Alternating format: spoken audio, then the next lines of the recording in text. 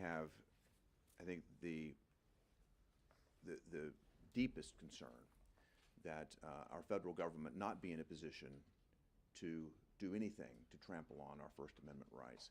Yet what we found is that there has been collusion between this administration and big tech to censor American speech. In the last Congress, I introduced a piece of legislation called the Disclosed Government Censorship Act. My aim there was to force the administration to disclose to Americans whenever they did work with big tech firms to censor American speech. Regretfully, my Democrat colleagues blocked that legislation in the last Congress. But since that time, and thanks to my colleague Eric Schmidt, we've had an opportunity to find out to a much greater degree the extent of censorship that's been undertaken. In the case that Eric brought when he was Attorney General of the state of Missouri, that was Missouri versus Biden, we had the opportunity to see the extent and the detail to which this administration had gone to work with big tech to silence any opinion that differed from their preferred point of view. A Louisiana federal district judge heard this case. He determined that the actions of the White House violated our First Amendment rights, violated our constitutional rights to free speech. He's enjoined that. Shockingly, the Biden administration is fighting to continue to censor Americans. They're asking for a stay so they can continue to censor right now. They say they'll take it all the way to the Supreme Court. Let me share with you what that federal judge said about this case. Quote, "It arguably involves the most massive attack on free speech in United States history." That is stunning. Yet the Biden administration wants to perpetuate this. They want to continue to censor us. So I'll be bringing my legislation back to the floor of the United States Senate. I hope that now that we've seen the facts that have come out of the case in Missouri v. Biden, that my Democrat colleagues this time will be with me and that we'll be able to pass this. I appreciate all of you being here today. I look forward to your questions, but I'd like right now to turn this over to Senator Schmidt. Thank you. Thank you, Senator. Bill put it well. This is a fundamental right that's been under attack by this administration in a shocking way in what has been uncovered as a vast censorship enterprise, the scope of which we've never seen before in American history. And that is the evidence that has been before this court now, which on Independence Day issued a ruling with an injunction that I think symbolizes a rebirth of our fundamental freedom to speak our minds. It was no accident. I don't think that that was issued on the 4th of July. And what's laid out in that case is stunning. The judge notes that the suppression of speech was almost exclusively among conservatives. It dealt with nonprofits. It dealt with agencies that are enjoined. The FBI has now been enjoined. They're under the injunction. The White House officials, CISA, Homeland Security. I mean, there are a number of different agencies that were part of this, again, this complex designed to suppress speech. And I'm proud to stand here with my friend, Senator Hagerty and Senator Vance, as we support legislation now moving forward that makes sure this never happens again. This case, amazingly, is being appealed. It may end up in the Supreme Court, but that doesn't change the fact that we need to have structural reform in this body to make sure that doesn't happen again, whether it's disclosure. I'll be filing legislation also tomorrow that essentially codifies the injunction, allows a private right of action against government actors who suppress speech and infringe upon people's rights. And it gets back to the fundamental issue here, which is government exists to protect our rights, our God-given rights, like to speak our mind, those rights that are protected under the First Amendment, freedom of the press, religion, assembly, petition, all of those things that we hold dear, that the core of what it means to be an American. And so we need to move legislation forward that protects that. I intend to do it in the short term, intermediate term, and the long term. This is a focus, and I'm proud to stand here with my colleagues in a joint effort to get that done. And with that, I'd turn over to Senator Vance. Great. Thank you, Senator Schmidt, for your leadership here, especially the lawsuit. I think it goes to show that what we do with the states can also often matter as much as what happens here in Washington. There's so much we know about this because you guys took action as Attorney General. I thank you for that. Thanks, Senator Hagerty, for his leadership on this. We're going to join a lot of the legislation that's coming out of this body to try to fix this issue. I echo what these gentlemen have said, but let me just add a couple of additional points here, things that I didn't hear my colleagues and my friends say before.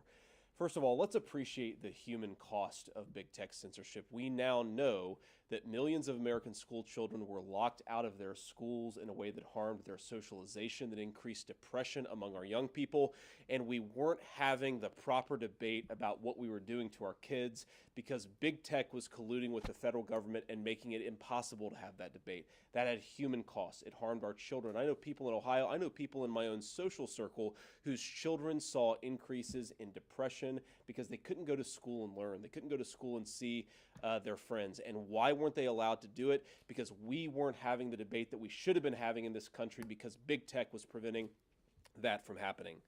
The second point that I want to make is we have to remember what's at stake here.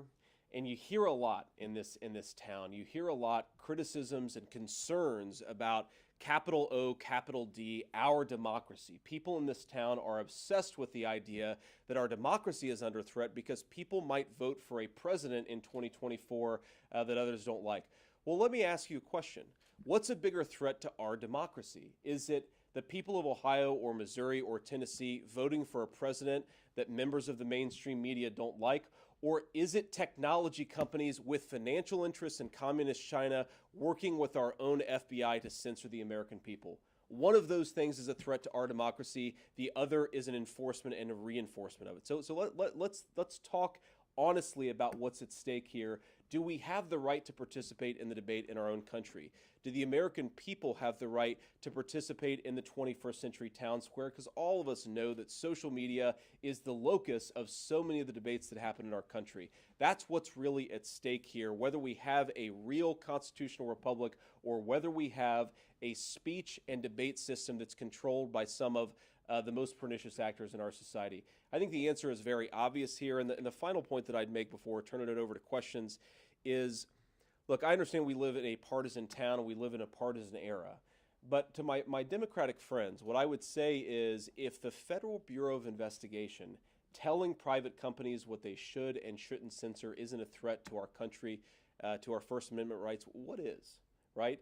I really believe, as partisan as things are, that if the shoe was on the other foot, that if the FBI was telling Facebook and Google and other entities to censor Democratic viewpoints, we would be up here saying this is a travesty and it's a threat to the First Amendment.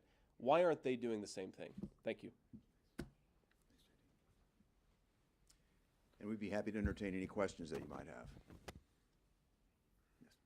So you guys brought up democracy, and obviously there's an election coming up next year, and Democrats have expressed their fears that this agreement, partnership, if you want to call it, going out the window would be, costly to the American people. How would you react to their fears? Well, I'll start. I think that it's up to the American people to determine what the truth is, not some cabal that consists of federal agencies and big tech executives to do that. I trust the American people far more than I do the process that's been put in place so far. So I'd leave it to the American people to do exactly that. Yeah, and I would say that one of the things that can't be lost here is the way to combat speech that you don't like or don't agree with is with more speech, not government censorship of that speech. And the government doesn't get to outsource that censorship to some of the biggest companies in the history of the world. And as Senator Vance mentioned, this is a partisan town and everybody has their red jerseys on and their blue jerseys on at times. To me, this is about the American idea of who we are, the core of our mission. And this ought to be something we can come together on. The government's job is not to tell you what you can say or what you can hear or what you can think. People can decide that and make their own decisions. And we have that robust debate in the town square and now in the virtual town square. And one of the reasons why this case is so important, because it probably will make its way all the way up to the Supreme Court. And it will perhaps be the most important free speech case we've had in generations. But that doesn't absolve this Congress from stepping up and making sure this doesn't happen again. Yeah, let me just make one more observation on this. So when I hear Democrats say that they're worried that in the absence of more censorship by big tech, the American people may be led astray, I ask myself, do you think you're dealing with children or do you think you're dealing with fellow citizens in a constitutional republic? If the American people are swayed by this or that viewpoint, that is their right, and that's what the First Amendment says. And if Democrats don't like it, they can, to Eric's point, push back on it, argue in the other direction. But the idea that the American people need a babysitter on the information they consume is insane and fundamentally at odds with the First Amendment of the Constitution. I'm just kind of curious at a very basic level. Like, obviously, your case is about the government working with the tech industry on their moderation policies. Do you feel like it's fair for Facebook, Twitter to have their own moderation policies that are separate from any kind of advice or whatever from the Yeah, I think, look, it's a good question, and I think you have to look at this in two different buckets. You have, what is the government doing? And what was shown in this case is that the government can coerce by getting social media companies, for example, to change the terms of service. The rot here was so deep, it wasn't just about taking posts down. They literally changed their terms of service, had special hotlines for government officials, this direct connection between high-ranking government officials with high-ranking social media officials that constituted violations of the First Amendment. Then you have the second piece of this, is what can a private company do? That's a different debate, but I have a piece of legislation in the Erasure Act that says, essentially, if you're going to infringe upon people's fundamental right to free speech, violate the First Amendment, you lose your Section 230 protections. And part of the challenge here right now is under the 1996 Telecommunications Act, when the internet was brand new and we thought it was going to democratize information and spread it out so that people could make more informed decisions, the big tech companies were essentially granted a pass. They were going to be a platform for all these ideas to kind of, a high wire act, they meet in midair and people can decide. That's not what's happening. So if you're going to make these kind of determinations about what's true, what's not true, and be a publisher, then you don't get the Section 230 protections. That'd be my view. All right, and well, so then, because if I understand correctly, right, so in order for it to be a violation of the First Amendment, there needs to be threat or coercion by the government for the social media companies, right? Yep. And the argument in the case is, well, the White House was threatening to take away the Section 230 protections that are currently enjoyed by these social media companies.